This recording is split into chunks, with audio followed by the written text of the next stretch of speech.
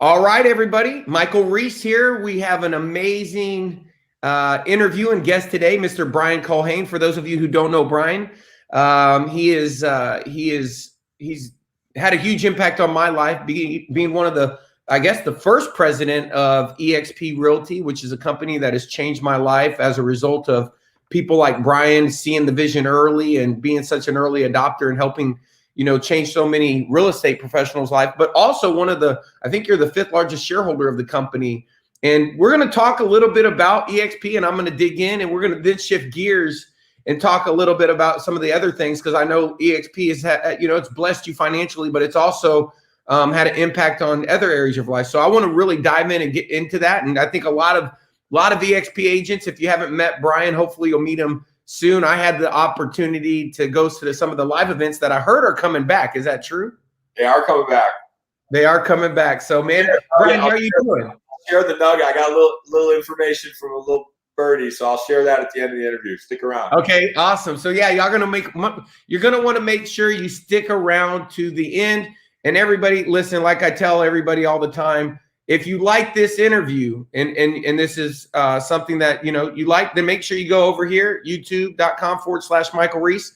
I have several other interviews, probably not going to be as thorough as this one, but there's a lot of others on the channel. If you like videos like this, then head on over to the channel and make sure you subscribe and turn on those notifications, because we drop new videos every week. So Brian, man, thanks for taking the time. We call it Freedom Friday for a reason. Kind of give us a little bit of your backstory. EXP, a lot of people are understanding it now, but let's rewind. How did you get introduced to this business, and tell us a little bit of the backstory? Yeah, absolutely. Great question, right? I love telling my story because it's the best story I know I know it the most, right? So absolutely. I'm kind of pre-EXP, and thanks again for having me on, Michael. I mean, honestly, I remember when we first met at I think it was like shareholders up in Bellingham maybe or something. And you and I literally like collided over a glass of wine or something. I was just like, man, this guy is a bro. Let's go. I mean, we've been just like, every time I see you, it's like two old best friends getting together and just laughing about everything. And so I appreciate you having me on. And I'm so happy you guys came over when you did. And, honestly, thank you very much, because you guys coming over, being one of the larger shareholders, made me very wealthy. So thank you for doing that. So my story, the real story. So let's go back a little bit, because again, if we're going to talk about some personal improvement and legacy and sort of changing lives, I guess I should go back to my great-grandfather. So my great-grandfather was a Chicago teacher, just a blue-collar dude, just a great guy, and lived to be the ripe old age of 77 when he finally did leave this plane of existence. At his funeral, my grandfather was on the way to the funeral and hit up some ice and hit a tree and died. So my grandfather at the time had become the president of the Pritzker family holding company. So he was, which is now the Hyatt Group, right? So he was the president of the holding company, 52 years old, Gold Gloves boxer, Notre Dame law professor, second in his class, ROTC Navy guy. Just a world killer. The guy was unbelievable. Unfortunately, 52 years old, hits a tree and dies. My father, amazing dad, always there for me. My mom and dad were amazing. Tons of time, tons of love, tons of attention and wisdom. Unfortunately, they were not following in Grandpa's financial footsteps. They were 20 in 1969, so it was cooler to throw rocks at police and riot gear than maybe going to business school. And so I grew up out of the back of a VW van. Bounced around a lot, kind of little hippie kid. They eventually landed in the north suburbs of Chicago, and that's kind of where I was raised. I grew up kind of a blue-collar kid in a white-collar neighborhood. I like to say the mean streets of Highland Park, Illinois. But there were some mean streets, man. Behind Ravinia and behind the Whitehead, there were some guys getting into some trouble. So, I was hanging out, maybe under the tracks instead of in math class, and getting in fights and just being kind of a wild kid. But after bouncing around, kind of getting through sports, sports absolutely changed my life. I started playing basketball, and started to take school a little more seriously, and then I got into sales. So I started selling commercial real estate, architectural engineering, environmental diligence. Didn't even know what that meant. All I knew is my boss pushed a phone at me in a phone book, and he said, "Start calling people, son." And I was like, "What are we selling?" Okay, you got it, boss. And figured it out. Kind of got into the commercial world a little bit, but always as a vendor. And then after about 28 Chicago winters, burning the candle at both ends. Just Chicago is an awesome city, but it'll also chew you up and spit you out. Cold winters, hot summers, not a lot of girls to meet in the bars. So I was a young single guy. Not a lot of scratch in my pocket. I said, you know what? There's got to be a better way to do this. Threw all my clothes in a garbage bag, jumped in my buddy's car, and I headed out west. I didn't even know where we were going. We stopped in Oklahoma City for a minute. So I know you got some roots there and some connections to that. But we basically got out to Arizona. Again, all my possessions in a garbage bag. Sleeping on a blow-up mattress, checking my email at the public library. And the first thing I did is I took my last $400 and I went and got my real estate license. So I didn't know what I was going to do with it. I thought I was going to go into commercial. I started interviewing with all the major players, the Grubb & Ellis's, the C.B. Richard Ellis's, anyone that had an Ellis in their name, I was interviewing with them. And then I responded to a Craigslist ad.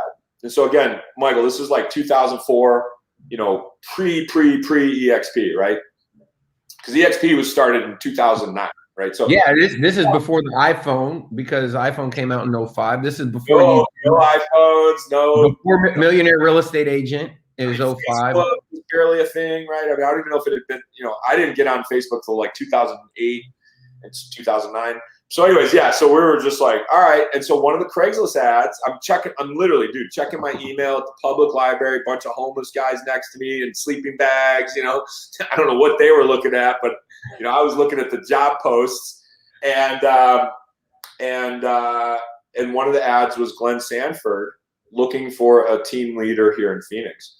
So Glenn back then, now this isn't the Glenn, the cover of Forbes and Success Magazine and, the billionaire, guy that we know today. This was Glenn Sanford, the computer programmer. He was creating websites. He had just kind of transferred his team from Prudential to Keller. He liked Gary Keller's playbook, the Millionaire Real Estate Agent book. He was trying to build a 7-level team. And back then, Glenn would have said, everybody else was starting one team, so Glenn decided to start 6 teams. So he literally went from 0 teams to 6 teams overnight. And so what he did was he was building websites in each of the markets that he liked to travel to. When I look back at that, what I realized what Glenn was doing back then is he was designing his ultimate lifestyle, right? He liked coming to Phoenix. He liked going to Vegas. He liked Long Beach. So he just built websites in the markets that he wanted to travel to, put ads on Craigslist looking for team leaders. So again, if you think about it, you guys are a massive expansion team. Glenn was probably one of the first expansion teams, if not the first, in the history of real estate. And so by proxy, I was probably one of the first satellite team leaders in the history of real estate. So he had me come out of real estate school cold. I hadn't even passed my test yet when he offered me the job, right? So I was still studying for my real estate exam. Offered me the job, said, hey, I want you to run this website. This thing was a monster. We were generating probably $1 billion worth of leads. Glenn was probably the best in the world at lead generation. I'm convinced he had cracked the Google algorithm because we were always top ranked in every market. We beat out everybody, right? They actually changed the algorithm at some point and kind of shook us off the branch, right? Because he was so dominant. He would do all the link exchanges. All the stuff that you're really good at, Glenn, figured that stuff out way a long time ago, right? So we were leveraging the leads. I was always growing the team. So it was basically expansion, production, and leadership, right? That's always been my business. Expand the group, make them productive, and figure out who's selling houses and who's helping us grow, right? And make them leaders. So that's always been my business model. We did well at Keller for about 3.5 years. We actually did so well that we decided we're sick of paying these guys this big franchise fee and this exorbitant split. And by the way, the profit share never delivered, right? So stop me if you've heard that story. And so we stepped out in 2008 and we started a brokerage called Buyer Tours. Who? Oh, Buyer Tours. Yeah. So a lot of people don't know this, but in 2008, did a traditional brokerage launch. So again, we were making a lot of money. We were the engine that was, in each of the 6 or 7 markets Glenn was in, we were crushing it, right? So he got sick of, well, Glenn would say at some point a top producer or mega agent gets sick of building somebody else's asset, similar to probably what you guys experienced at your brokerage is. You're like, hey, we're the number 1 or 2 guys in the whole brokerage. Why are we building up these owners' assets? Let's go start our own business and create our own assets. So Glenn wised up. We left. We started this traditional brokerage. And again, 2008, so pre-market crash. The 08, 09 market crash. And so what did he do? He got 6 offices, hired 6 brokers, filled them with, equipment and phone systems and computers. And by the way, we're still paying for the website, guys, right? So we're doing all that. We're spending a lot of money to make a lot of money. We were doing well. We were probably on track to do a couple $100 million that year between the 6 or 7 offices. And then right around October is when the market officially crashed, right? I mean, that was the stock market dive bombed. Everyone started losing 50% of their net worth. People started losing 50% of their home value. I mean, life was getting a little shady. It was a dark time if you were in the business. I think you guys were in the business, right, in 08, 09. So you remember, I mean, it was scary. And so Glenn literally called an emergency meeting. He got all of us team leaders together out here in Tempe. It was probably January of 09 or maybe February of 09. He said, listen, everybody, it's going to be bad, and it's going to be bad for a while. We need to reinvent the brokerage model. We need to come up with an economy-proof concept. And I'll never forget him saying that. And one girl raised her hand. She's like, well, when do we get our offices back? And he said, never. And he goes, and listen, if this doesn't work, we're going to all have to go find other jobs. And I was like, I was waiting tables when I met Glenn. I'm like, well, that's my fallback plan. I'm going to go work in Eddie V's, And so, so this has got to work. And I was kind of like, I'm an optimist like you, Michael. I'm like, it'll be good again soon, right? Like a couple of weeks, maybe a month or 2, right? We'll be back because we were like smoking hot, selling houses like crazy. And all of a sudden it was like nothing. And it was nothing for, a year or 2. And so we hunkered down, we shut it all down. He fired all the brokers, got rid of all the leases, got out from under every bit of overhead we could possibly get out of. And the only thing we kept was the websites and the core leadership team. So it was basically me, Glenn, Glenn's ex-wife, Penny, my wife, Christy, Kirk Johnson, Gabe LeBeau, and a couple tech people overseas. We had some groups in Pakistan, a couple guys and gals in London. And so basically we just cut it down to life support systems, and we shut everything down, and we all went to different brokerages and kind of like rode out the storm a little bit. And all the while, and this was the first linchpin or the first sort of central ingredient that Glenn brought to the model that made everything else possible, was when he discovered the 3D immersive office environment. It was back then. It was they didn't have the term cloud office. I mean, the word cloud wasn't even a thing, right?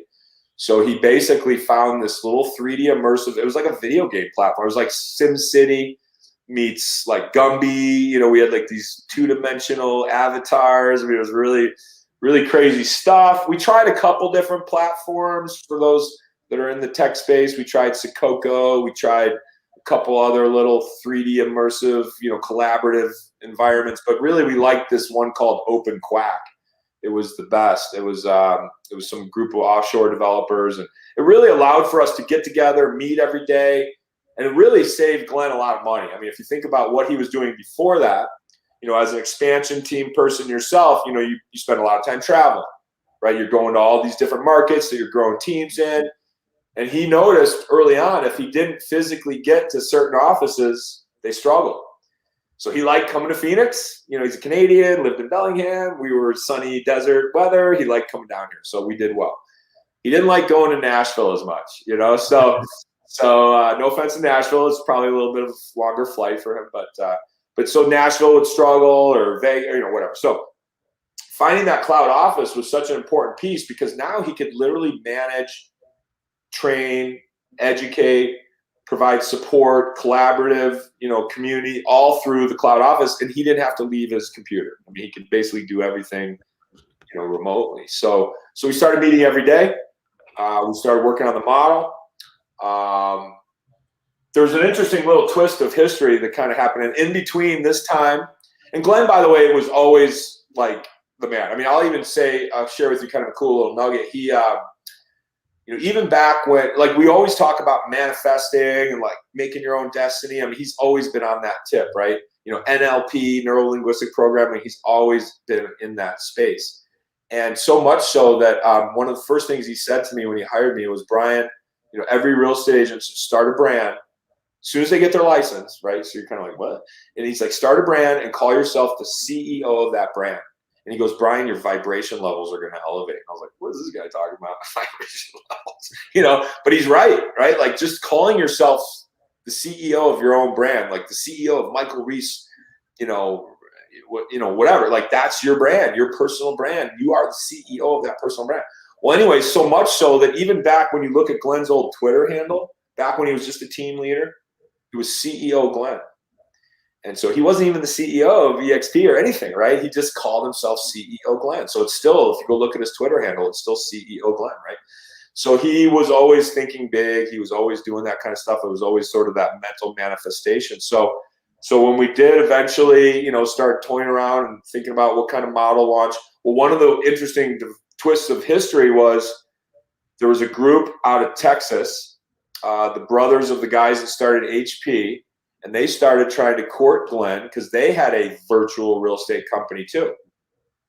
But back then, there was a lot of people claiming to be virtual, but they didn't have the 3D office, they didn't have the websites, they didn't have kind of the internet presence that we had, right? So they were virtually non-existent, right? They got rid of their bricks and mortar, but all they had was a website. That was it, right? Our intranet, or whatever. So I'd say, well, they're virtually non-existent. We need to think of a different way of calling ourselves. We can't just say virtual. So that's where we came up with the world's first fully immersive web 2.0 real estate company. But that didn't fit so good on the business card. But anyway, so while the Glenn was getting courted by these guys, they offered him a ton of stock. They stock options or whatever. Millions. And they wanted him to be the CTO of their company. And I remember he came back from a meeting, was like, I don't know, man, this looks really good. Like, these guys are great. And they got a great comp plan. And I was like, yeah, but what about me? And he said, what he said? He goes, you'll do great over there, Brian. You'll kill it. And I was like, well, yeah, but I'm your guy. Like, am I going to get some stock or what's the deal? And so I remember I went to my wife. I was like, oh my God, we're like, I don't know what we're going to do. This is, we're about to go from like number 1 or 2 guy to like number 1,000. And I remember I went into Glenn. I said, Glenn, they got a great comp plan. I go, but we got all the technology. Like, why don't we just, take their comp plan and do our own thing? And he was like, Glenn, he's like, well, you think about that. And this is a really good model and da-da-da. And like, didn't he just disappeared for like 3 days, right? And again, why was I doing that? Total self-preservation, right? Back up against the wall. Like, hey, and I believed in Glenn. I saw Glenn. Day one, I met that guy. I said, this guy is the smartest guy in the room 99.99% of the time. And he hasn't let me down since, right? I mean, he was always the guy that thought differently. He always saw the angles. He always had all that. He was a maven for personal improvement and business literature and success philosophy. So long story shorter, he disappeared for like 3 days. And we always knew where Glenn was. I mean, even back then, he used to use Yahoo Instant Messenger. Like, that was probably our first cloud office, was this like little, you remember the little emojis and the away from my desk and all that stuff. So he had us all on that. He's gone for like 3. He's not even, he used to put busy, like he wasn't even in the system. And I'm like, oh shoot, this is going down.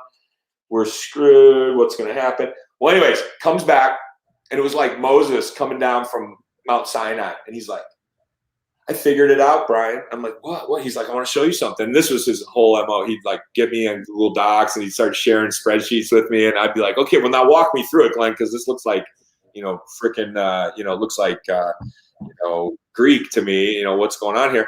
So he starts walking me through the 7-level revenue share structure that he just created on a spreadsheet. And it was literally like the golden tablets. He was like, I figured it out.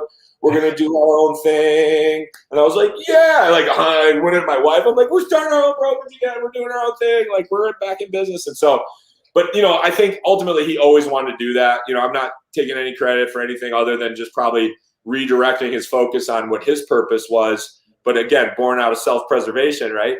But that was it. That was the magic moment. And he came back and he literally was like, I used to say he would go into this sort of like spreadsheet genie mode. He was like, genie in the bottle, and he'd pop out. He'd be like, look what I figured out. So he was always that guy. And that's what we opened up EXP with was cloud officing and 7-level gross commission revenue share. Man, that's a great story. And really what it sounds, just from my observation, it sounds like,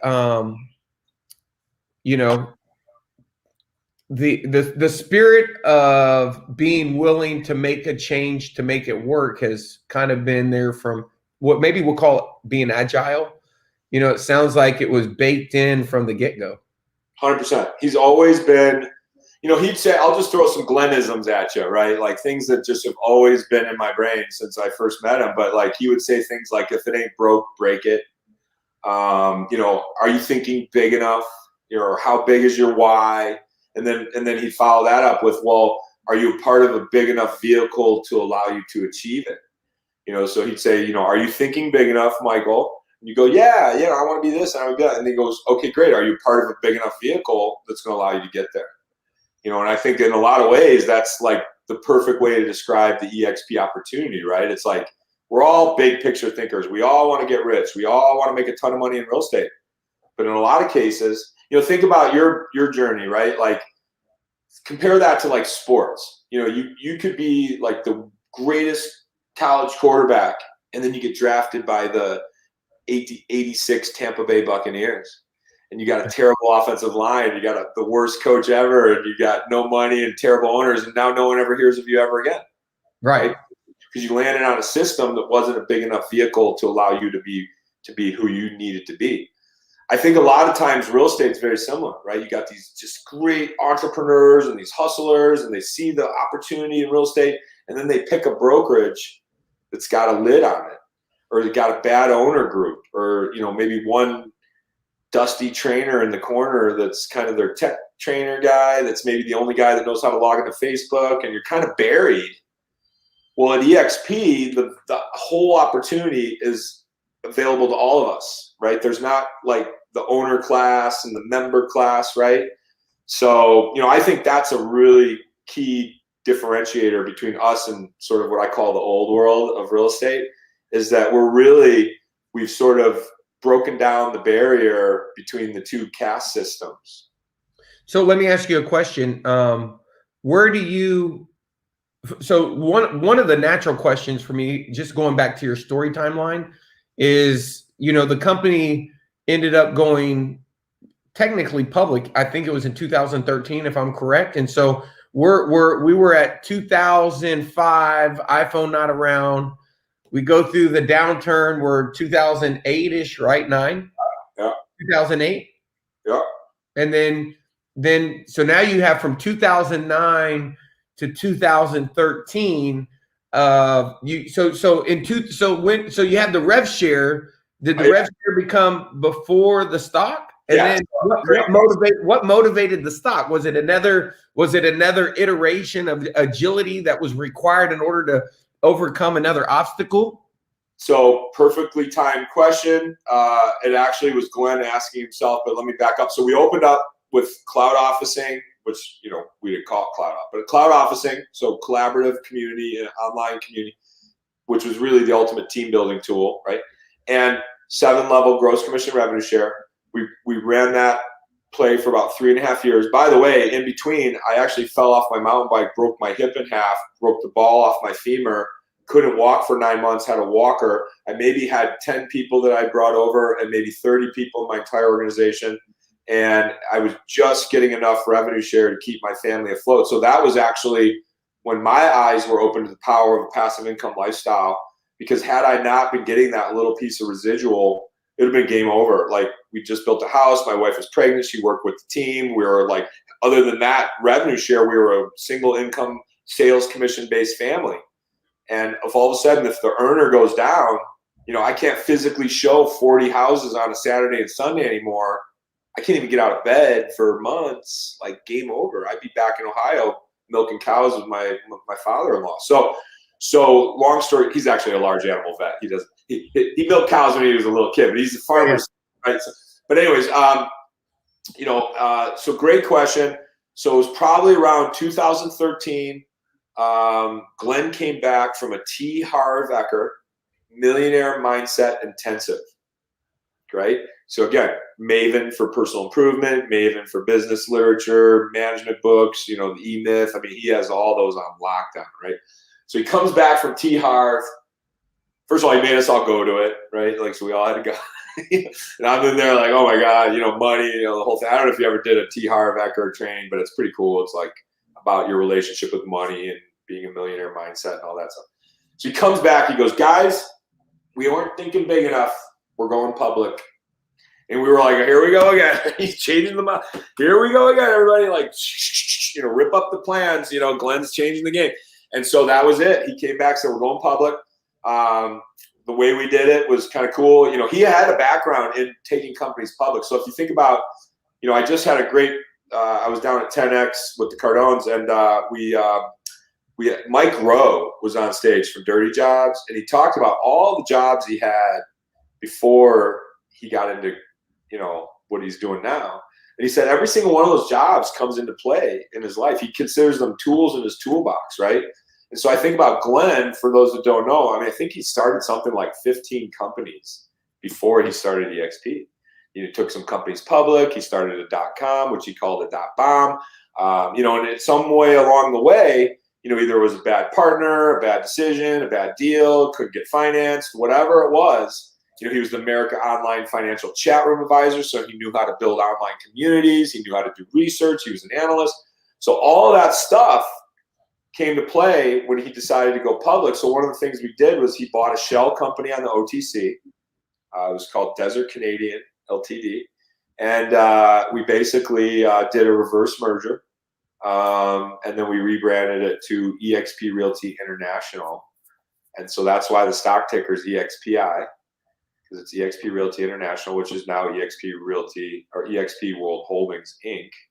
But that took a couple years to really get up, you know, officially up and running. So about 2015, when you guys started to take notice of us, and you know, the Genes and the Robs of the world started to figure out what was going on. Now we could offer stock for growth. So we could give top talent, top brokers, top organizations. You know, it's kind of like what probably Blockbuster did in those early years. You know, they went public and then they went around to all. It's a consolidation play, right? Hey, trade in your overhead for ours, but keep your inventory, keep your agents, keep your brand, keep your market share. Just put the Blockbuster sign over the door and we'll give you stock. And so we did that with EXP. Hey, keep your brand, keep your team, keep your leadership role. Just take down XYZ brokerage, put up EXP, and oh, here's a suitcase full of shares. So you're over the counter, and I'm just putting myself. So now you're in Arizona, and I'm sure you're still in production. Now I'm sure you got, and I'm sure everybody that was around there when y'all went public had some opportunity to earn shares. But I mean, like, I'm sure the shares really were 12 cents, and they were options for most of us, you know, so you had to spend money to take them down. I didn't know nothing about stock either, by the way. Like, I came from, you know, my dad had one share of Home Depot that he wore around his neck like Flavor Flav, and I thought we were going to be rich when I was older. Right. That 1 share of stock. Leave that to me in the will, Dad. There you go. There you go. But that was it. I mean, I just, you know, funny thing about stock is unless you have some, it really doesn't matter. You know, you don't think about it, right? So right. Yeah, it matters now. So that's you said took 2 years for that to get up and running, 2015. And so, you know, obviously, you've been around for the entire ride. And that, first of all, I loved hearing the story. I'm just glad, you know, because it really does give, you know, give a lot of perspective. And, you know, I think the main thing that comes to mind is, for me, for you, is, I mean, I'm sure I know what it's like to go through things that are difficult. I'm sure there was a lot of difficult times. So bravo to you and Glenn for painting a vision to keep, retain talent like yourself, and I'm sure that goes back to those meetings and that technology and keeping everybody close and creating that culture that people don't realize you do have at EXP as a virtual company. Well, and really too, to that point exactly, is I believed in Glenn, and he just was he was just a rare breed. And I'll tell you why, because you meet a lot of idea people, right? Right. Big picture thinkers, and they use phrases like, you know what we need to do, Michael? You know what we should be doing? And you're probably like, what should you be doing? But they have these big ideas, but they never implement, right? But they're full of ideas, and most people are like that, right? And then you meet a lot of grinders, and you're kind of a rare breed too, right? So you're kind of an idea guy that also implements. So you're the grinder that also comes up with the big picture. So he was a big picture thinker that knew how to grind. He had the analyst mind, he had the research brain, he could implement, he could do the work. So I just was like, this guy's the full package, like black belt in martial arts, 2 amazing daughters. I mean, family man. I mean, he was just like, he was everything I wanted to be. He's 10 years older than me, super smart. And, I was probably, if you ask me what's my real official title, it would be first follower. I recognize the genius. I've made a career out of surrounding myself with people smarter than me. I seek, they say in philosophy, I'm reading Marcus Aurelius Meditations, right? I'm a big philosophy guy. I love that stuff. I'm not a big math guy, so I think I defaulted to philosophy. But they have a phrase in philosophy that the student has to seek out the master, right? So, right. Think about like the, martial arts dojo, you got to walk up the stairs to meet the master. He's not going to come down to the village and pluck you out of the tent, Yeah.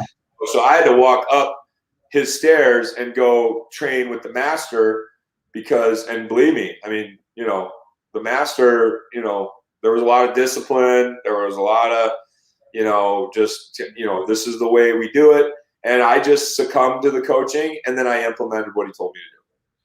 So let me ask you, I guess another question was, so at what point did EXP change your life where you were no longer, and I'm being like, where active income, because at some point, all of this is philosophy, right? And then there becomes a point where it's like, this is actually happening. And now you're starting to move into a different level of active income to actually saying, hey, man, I'm going to try to build something. I mean, there's a shift because your main income is here. You see the vision. Yes, it'll be all cool and great. But then you at some point realize, hey, I'm in a vehicle that's going to get me there. I need to take advantage of this, because being the first follower, you were also, it's almost like you were the first one. You were first, like if you want to go ride the Texas Dragon, you're the first one in line, right? You got the first practice. Right. I shouldn't be here. Great. But when did you start to recognize those other revenue streams were legitimate? Yeah. And that this was going to be something special. Not, I mean, bigger than, obviously you had a vision, but at some point you have to, it's almost like it was an Easter egg hunt and there was real money in the eggs. And they're like, hey, Brian, hey, y'all stay in there. He gets a head start. Go. You want to know, there were a couple big watershed moments, and kind of funny little side story. But again, you don't know what you don't know, right? There's what you know, there's what you don't know. And then there's like everything else that you don't know. I just, getting my head around money and business was never a thing I had focused on. And now, obviously now, times are different, but back then I was just kind of, and so I remember when I got my stock package for being, the first president and the chief cultural officer, and basically working for free for 10 years, right? I mean, that was my thing. I was Glenn's run through a brick wall guy. I was always on I always had to give him a referral as my rainmaker. So I was, always giving him 50% of all my business. Even when I was the team leader, I'd make 10% on my agents, but, I was always kicking upstairs to the house. And so, you know, I struggled just being a salesperson. And at one point, Glenn gave me the you know millions of stock options at 12 cents, and the total package probably wasn't even 6 figures at the time, and I was pissed because I was like, what? Like, that's it? Like, just a couple million shares at 12 cents? Like, what the hell? That sucks. You know, this is only worth like 100 and something grand. Like, that's terrible. I didn't even know, right? So if I made one mistake with EXP, it's not truly understanding how big of an opportunity I had between my hands. And I'll share with you another real big watershed moment is when, you know, Gene and Rob came over, right? So I remember meeting them at the shareholders in Bellingham, and it was this moment where Rob was like, it was really kind of cool story. Like, I'd met him and I was talking to him, and you know, someone was like, "You got to meet these guys. You got to meet." I'm like, "Who is these guys? I don't know who these guys are." You know, I was still kind of struggling. Like, the ships hadn't come in, the stock was still probably sub $1. You know, it was maybe just getting close to $1 maybe. And I remember saying to Glenn, like, I got some money problems. He's like, you know, you got all that stock you could do stuff with. I'm like what? You know, he's like, well, you could borrow against it. You could, you know, there's some things you could do. Like, now I know all the stuff you can do with stock, but back then I was like, what is the guy talking about? But anyways, it's like, you're a pretty wealthy guy. Like, you know, if you really, I was like, I am, you know? And so I'm heading to shareholders. I get a chance to meet with these guys. And at one point, I met, and then I figured out who they were, right? These are like these guys invented this game, right? They did it at Keller. They're going to do it again. They came out of retirement. They, you know, as the story goes, they took one look at our model and they said, this model is going to take over real estate, whether we join or not. We weren't even 1,000 agents, right? And so they came out of retirement. They come to the shareholders, and Rob comes up and he's like, hey, and I'm sitting there with the broker for California. I think Ricky Tucker, the broker for Louisiana. We're sitting there, Ray Marquez, me, Ricky, and Rob Flick comes over and he's like, hey. I'm like, hey, Rob. There was like an empty chair. We were on that rooftop pizza party place in Bellingham, and I go, hey, sit down. He goes, oh, no, I was just going to grab this chair and take it over here. And I was like, what? Like, are we, I guess we're chumps, you know? And so he disappears, empty spot, takes the chair. We're just like, okay, whatever, that's cool. Next thing you know, Rob's standing there. And he's looking at me, and he's like, so?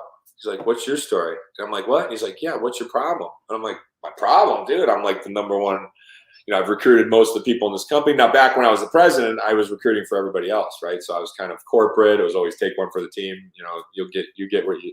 So Rob's, you know, he's doing this move, right? He's like poking me in my chest. He's like, no, what's your problem? And I'm like, what are you talking about? You know?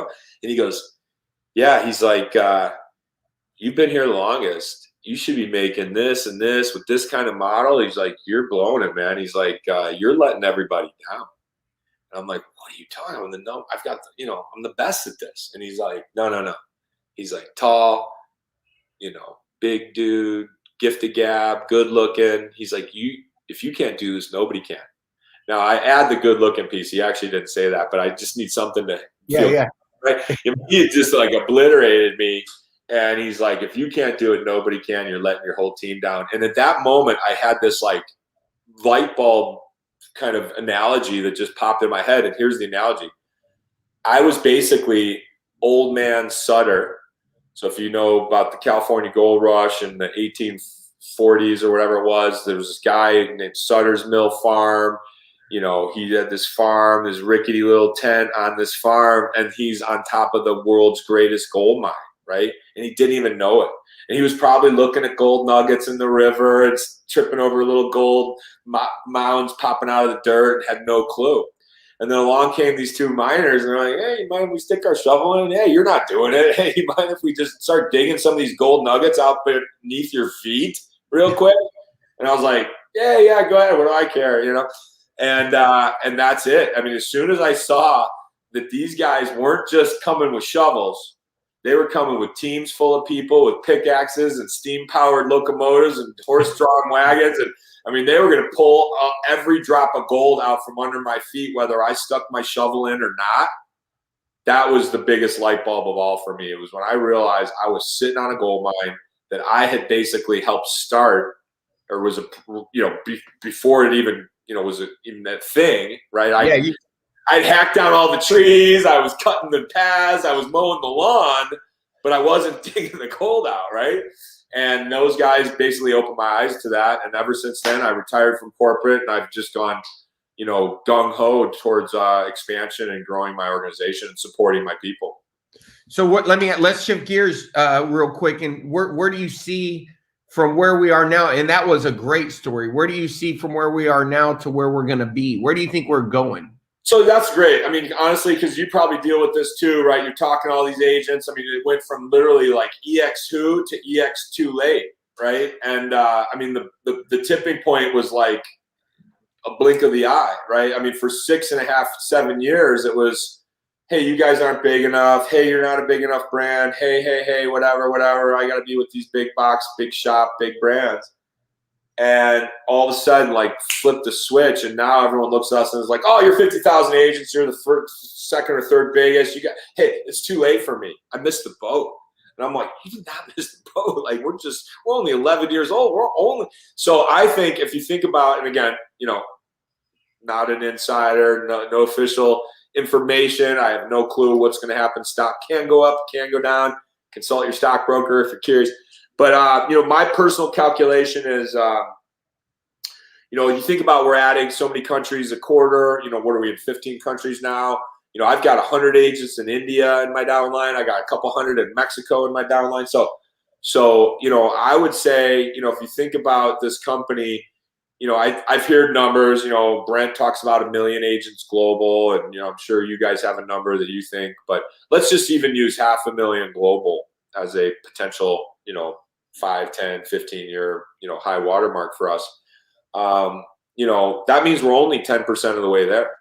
So if you look at the pie slice, and I'll share with you kind of a cool story. I was talking to Michael Valdez, right, president of Global, and I was like, "Man, you're the hardest working guy in EXP, man. You're killing it, right? Thank you for all you're doing." And he goes, "Brian," he goes, "I opened up 120 countries when I was with Reality." He goes, "We're just scratching the surface. This is just the tip of the iceberg." And I was like, "What?" Like, hair on my arm stood up. I was like, "Oh my God, this is gonna be great." So I mean, really, I'm still having a love affair with EXP. I'm working harder than ever, but I'm enjoying my life more than ever.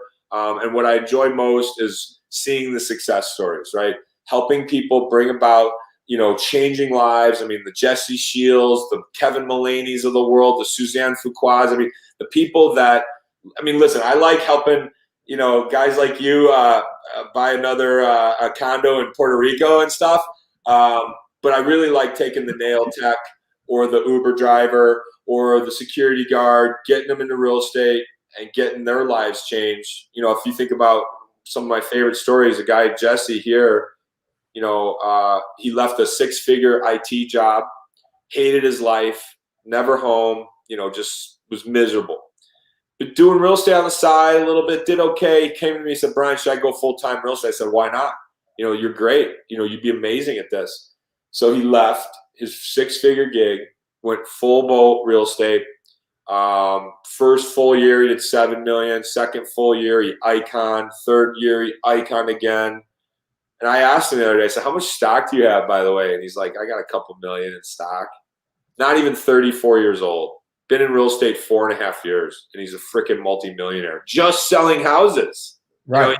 Now he's focused on expansion too, because he's got some time and he's got some stuff. But he wasn't even like, he just came to sell houses. And so I think a lot of people think, well, you're just a recruiting company, you're just a network marketing company. I'm like, no, we're changing lives through sales. We're changing lives through production. We're creating wealth, and that's a great example. And I could get, you probably have hundreds of these stories, and so do I. But those are the ones that give me the satisfaction and motivate me to want to keep going. That's awesome. So let's talk. This is now we're going to get into the fun part, because all of that, I love it all. But man, one thing that I'm super impressed with you, and I don't really know the core story. So I don't know if you were through this whole thing, if you were just always physically, always worried about, health and, I don't know. I think it was you that had someone called the health nut. Maybe that wasn't you, but I think it was. That's my coach, Troy. Yeah. The Unified Health Nut.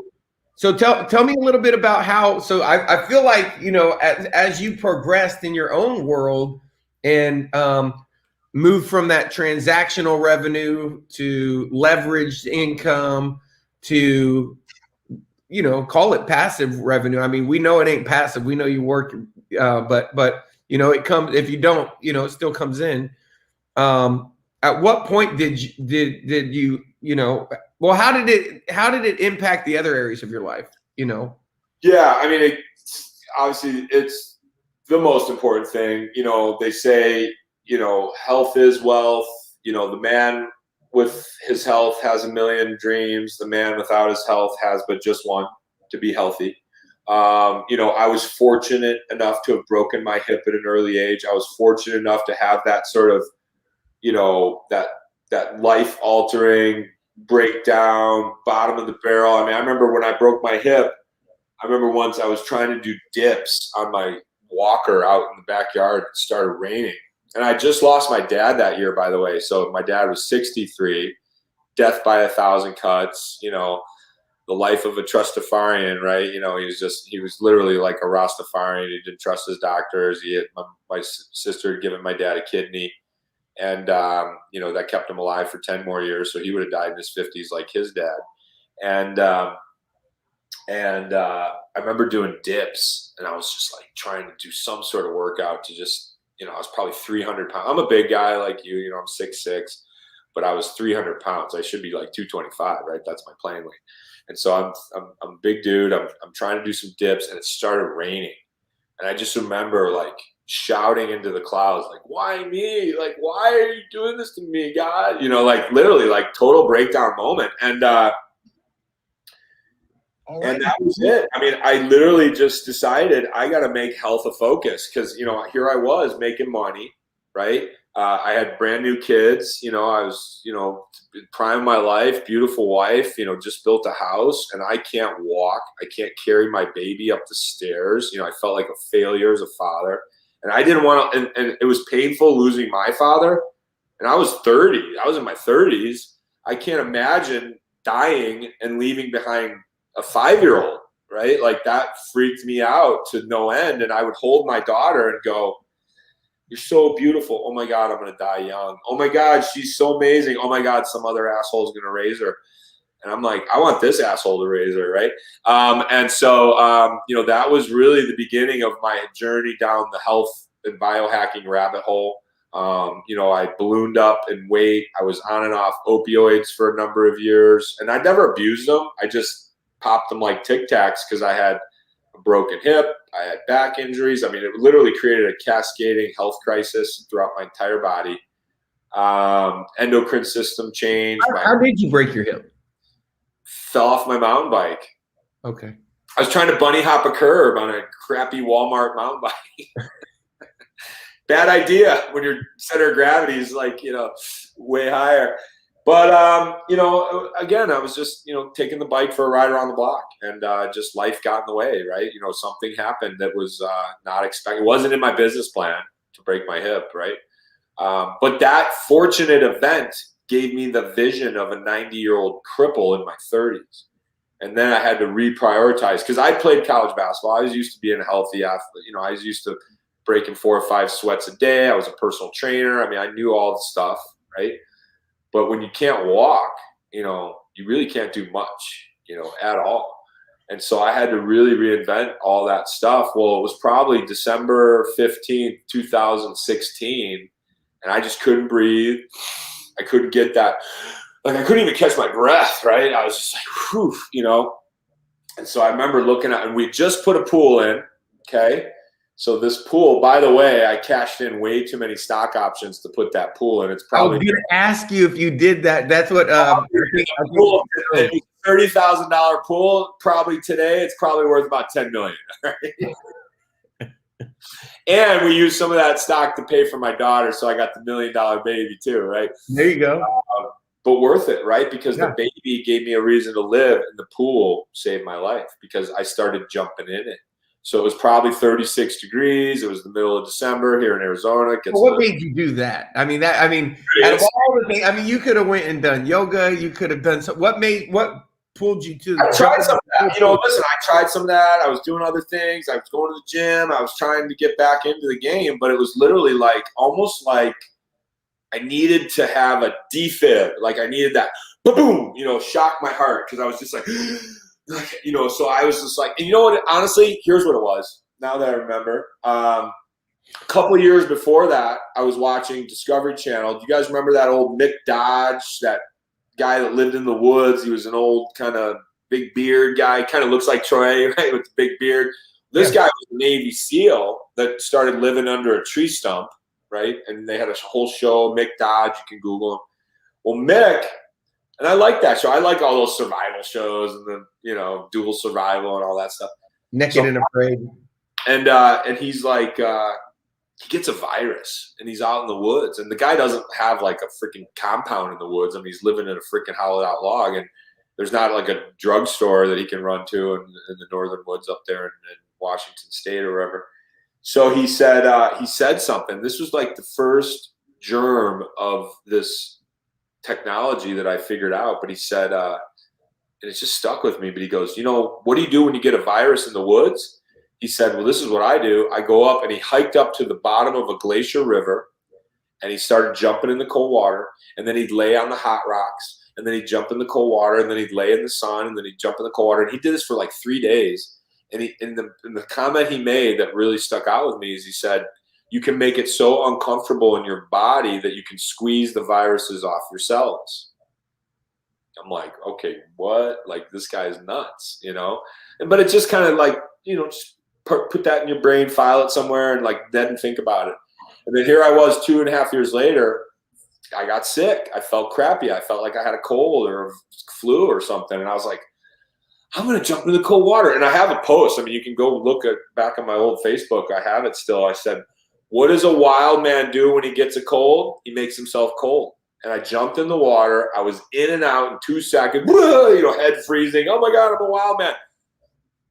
And I think I might have done it once or twice more because I kind of like to just, right? So then my wife heard on a podcast. What year is this? 2016.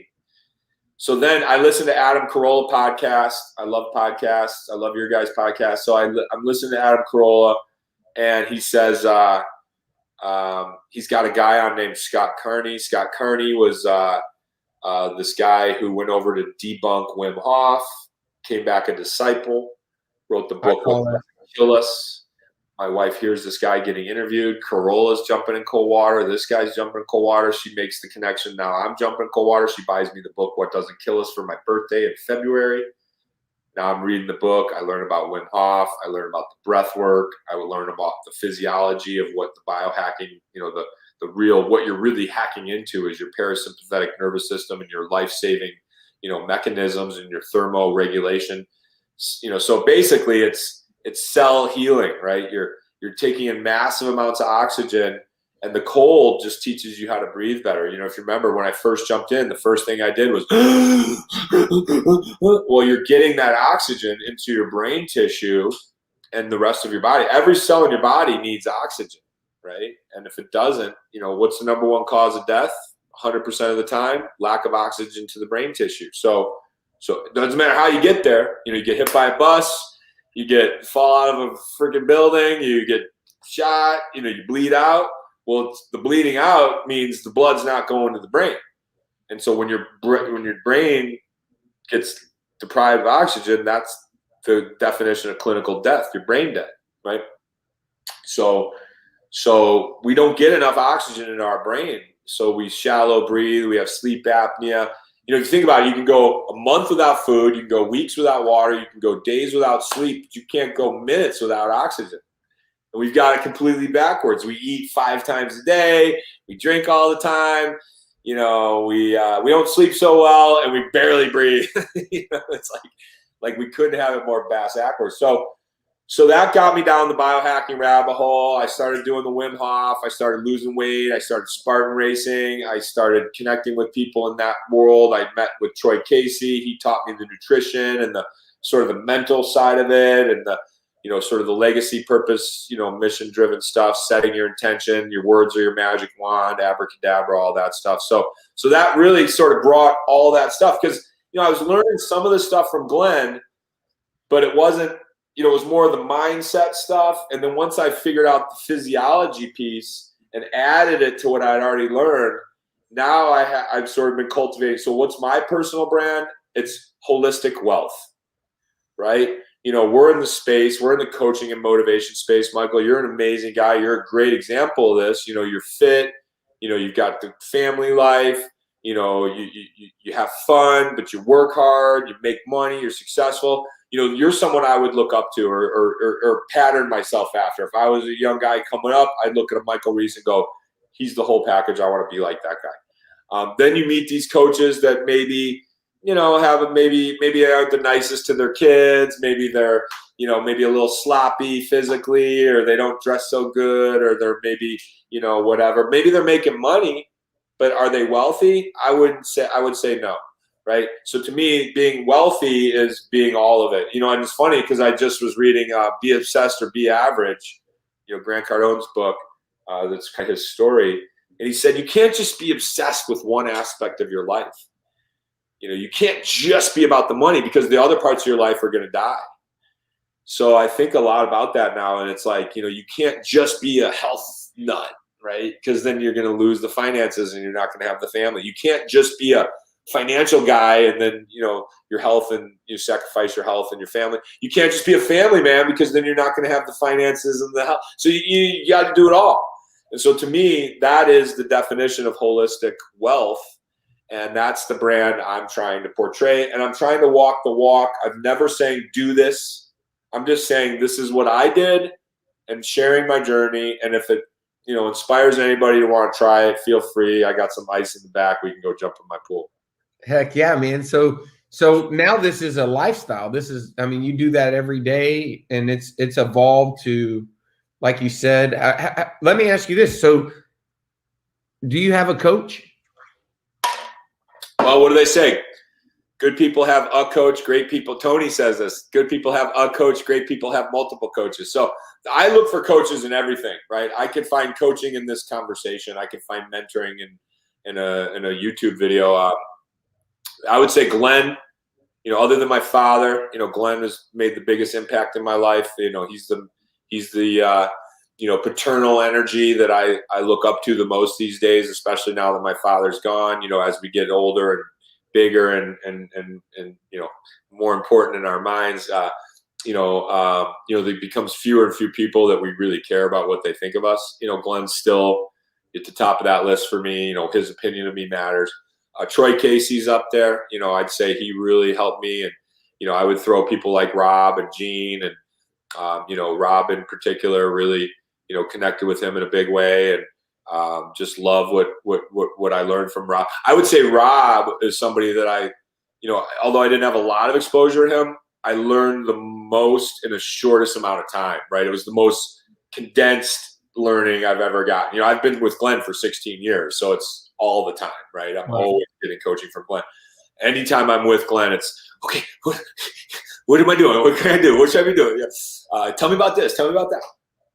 But with Rob, it was just like, phew, you know, laser guided missile, you know, the right information at the right time, just when I needed it. And then now it's, you know, people like Phil Folsom, who runs K4, mental hygiene coaches. You know, I'm really, you know, I'm going back to my roots of, you know, Greek philosophy and Stoicism. And, you know, I think the Stoics really had it all figured out. You know, if you guys are looking for something, or, you know, need a help with some mental hygiene, because really what the Stoics talk about is, you know, life happens, and you see common themes of this throughout all kinds of different coaching threads and different stuff. But there's sort of the core philosophy of the Stoicism is life happens, and then you can either react to it emotionally or you can respond to it rationally.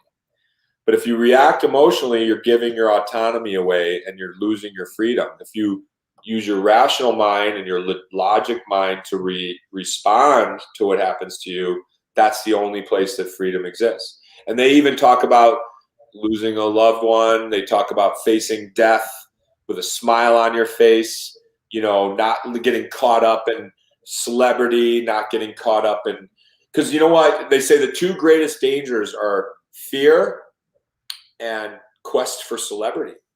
And the reason why is because you're giving your autonomy away.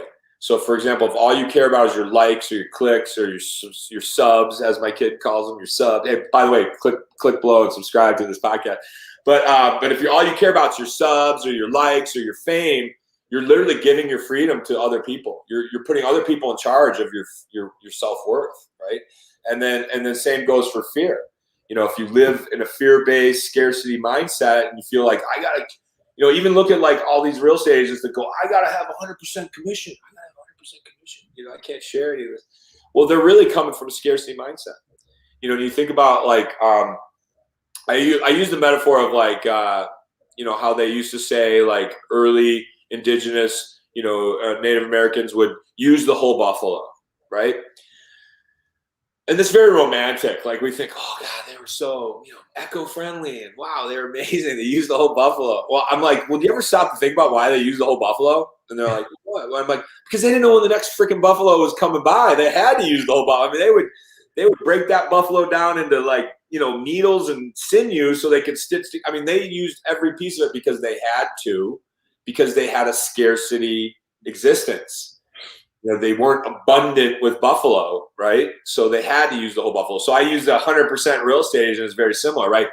They have a scarcity mind. They only want to work so hard. They only are going to do so many deals, and they got to keep 100% of that, right? They're not thinking wealth. They're not thinking. So the real question people should ask when they go to work for a brokerage isn't how much money are you going to take? The question they should ask their broker owners, how much money are you going to help me possibly make? Right? Yes, oh, absolutely. Let's split. It's not about it's what was it? One of our guys that we used to call the wizard, he would say less split, more net. I mean, basically what he was saying, you know, because at the end of the day, the reason why people give more of the commission away is with the intention that an agent who is the CEO will take that and invest it back. But the scarcity mindset person will take those extra dollars and won't do anything with them. In fact, they won't invest them in personal development. They won't invest them into leads. They'll invest them into, you know, things just like, you know, people who have make poor decisions. And so therefore, because the intention of, you know, giving agents their money back, if you give that money to the right agent, he'll invest that money and he'll go grow the business, which in return will kind of complete that wagon or that wheel for the broker, because now the broker is that agent's going to then need to build a team and do more leads, and they don't have to do all that response. You know, back in the day, you know, the broker would run the ad in the newspaper. I mean, it was they gave money back to the agent, and the agent had more opportunity, right? And I think you said it on one of the interviews. You know, and I agreed with this statement 100%. You know, is people don't die from starvation of opportunities. It's indigestion, right? There's opportunities everywhere, but most people we're not lacking for opportunity. We're lacking for opportunity vetting systems. Right. We're drowning in opportunity, and people start to go, stop this opportunity from knocking all the time. They put up their dampeners. They put up their buffer systems. They set their filters to rebuke. You know, they're rebuking opportunity. I rebuke you. Don't call me. And I'm like, dude, we're in the sales business. You're in the opportunity, you know, pitching business, and you're telling me you're not even open to listening to an opportunity. I mean, I don't never want to be that guy, right? I don't want to be that hypocritical. Oh, 100%. You know, and for some reason you just triggered me because you know, I believe if somebody's watching this, I believe, you know, the three things that I believe is, one is if you have a true goal and you have true core values and you know what those are, then you'll have the filters to make the decisions when opportunities come. The best advice I was ever given was Michael Reese, always say yes until you have to say no. That was given to me by a gentleman. And because of that one piece of advice, the things that have had the largest impact on my life over the last 7 or 8 years have been as a result of, before I had that information, I would have probably said no to looking at that opportunity. But you said opportunity vetting systems. I also learned about the core values and the goal, and those two things, you know, is it going to move me closer to my goal or further away? And is it in alignment with my core values? And I think the clearer you can get on those things, But you know, one thing that I've taken away from this, and I appreciate you spending so much time with us because I know your time's valuable, is man, I feel like, you know, it's pretty impressive that, you know, your story. It's definitely entertaining. Probably one of my favorite interviews, and I think it's awesome to see you go through, you know, doing so well financially, but then I feel like you're making a huge impact. I see people that I don't always remember their name, but I'll see their face. And a lot of the times I'll be like, hey, look at this guy. Oh, he's jumping in a cold pool. Oh, okay. He's with Brian, right? And so I see the impact that you're having on other people, and really not just on the financial side. You're impacting these individuals also just to be better individuals. And so, you know, kudos to you and your mission. And man, I'm going to end with this last question. What are you most excited about? Yeah, just being time free, you know, able to do what we want, you know, not having the pressures. I just remember, you know, being young and on the come up and just looking at every single thing like, should I be doing that? That guy's got money. Should I be doing what he's doing? How is he? You know, I remember showing houses up in North Scottsdale, Troon, you know, Boulders, you know, showing these multi-million-dollar houses and just going, what do you got to do to live up here, you know?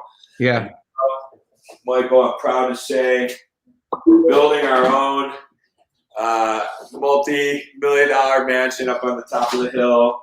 And, you know, it's funny. I grew up here. It's kind of big, but I'll just pull it up so the camera can see it. But heck yeah.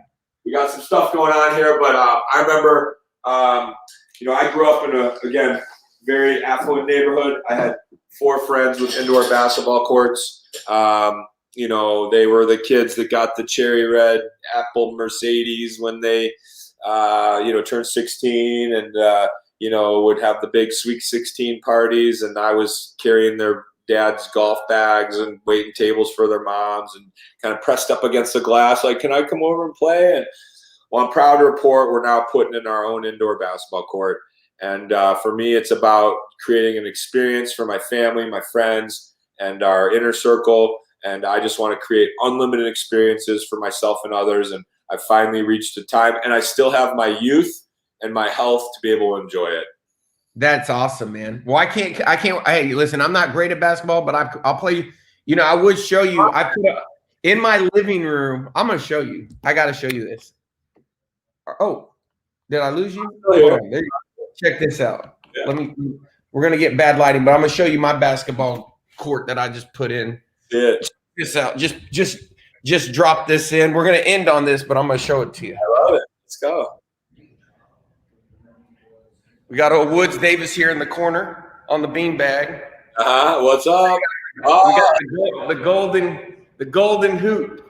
The golden rim. Yep. Success. Yeah. So that's real gold, by the way. I wouldn't doubt it. Is it got real gold plate? Well, it's like a leather, and it's really like a classy piece.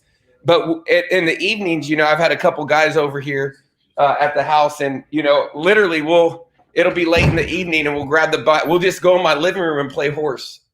You know, it's going through that wall. I guarantee it, dude. Well, it's all cement, dude. It's all cement. That's right. You're in Puerto Rico.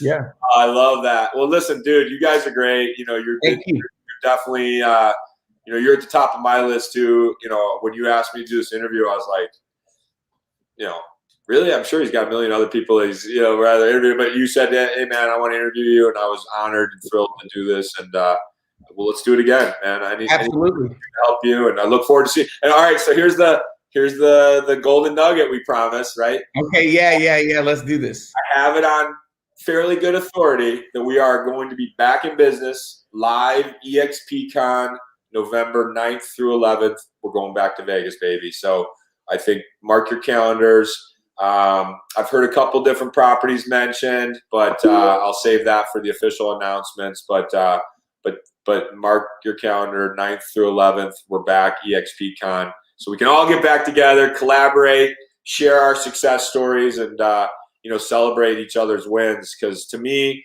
this is one big giant family. You know, the stock is the ultimate tie that binds. The fact that you're a shareholder partner of mine, I cheer for you guys. I root for you to be successful. because your success is my success. And I think if anybody wants to know what the culture of EXP is, it's a culture of success. 100%, man. Well said. Thank you, Brian. Make it a great day. Have a great afternoon, and thanks for taking the time to spend it with us. And go jump in my cold pool. There you go. All right, brother. There you go. Let's go.